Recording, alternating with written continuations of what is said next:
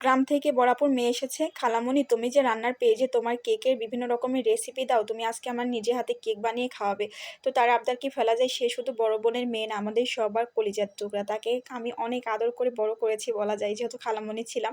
তো তার আবদার রাখতেই তাকে বলেছি, "তুমি ভিডিও করে দাও আর আমি একটু কেক বানাই তোমার জন্য।" তো এখানে আমি ডিমের সাদা অংশ এবং কুসুমটাকে আলাদা করে নিচ্ছি। এখানে ৩ টা ডিম নিয়েছি।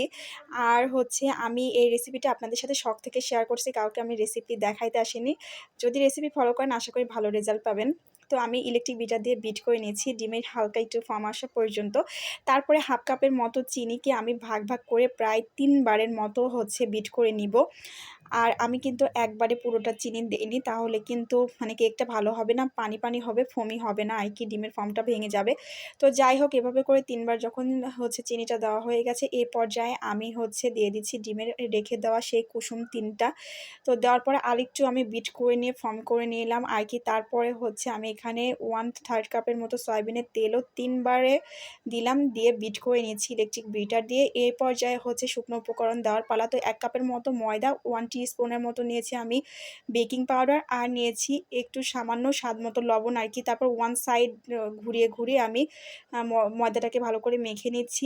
আর হচ্ছে আমি বাকি ময়দাটাকেও দিয়ে দিলাম। কারণ আমি একবারে পুরো ময়দা দিইনি, তাহলে মাঝখানে কিন্তু কেমন বাবল ক্রিয়েট করবে এবং গোল্লা পাকিয়ে যাবে আরকি। তারপরে এ পর্যায়ে 1/4 কাপের মতো আ স লিকুইড দুধ আর একটু ভ্যানিলা এসেন্স দিলাম সুন্দর ফ্লেভারের জন্য। তো আমার ব্যাটারটা রেডি। এখন আমি ঢেলে দিচ্ছি একটা মোল্ডে।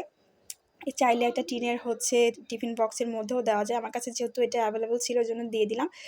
এখন আমি প্রিহিট করে নিয়েছি প্রায় ১০ মিনিটের মতো, এরকম সিলভারের একটা পাতিল। ৪০ মিনিটের মতো বেক করেছি। বেক করার পরে হচ্ছে এখন কেকটা হয়ে গেছে। এখন আমি চলে যাচ্ছি ক্রিম বানাতে। যেহেতু আমার কাছে হুইপড ক্রিম ছিল রেডিমেড, তো ওইটাকে বিট করে নিচ্ছি।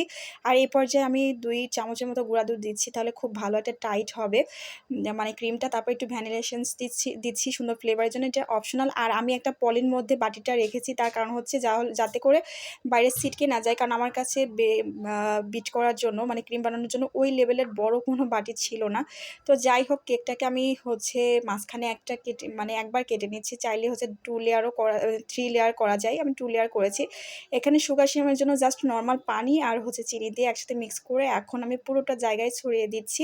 দিয়ে বানানো ক্রিমটা এখন চারদিকে ছড়িয়ে দিচ্ছি। দিয়ে একটা স্প্যাচুলা দিয়ে স্প্রেড করে দিয়ে তারপরে হচ্ছে আমি সেম ভাবে আবার উপরেও দিয়ে দিচ্ছি। দিয়ে এখন হচ্ছে আরেকটা লেয়ার বসিয়ে দিব।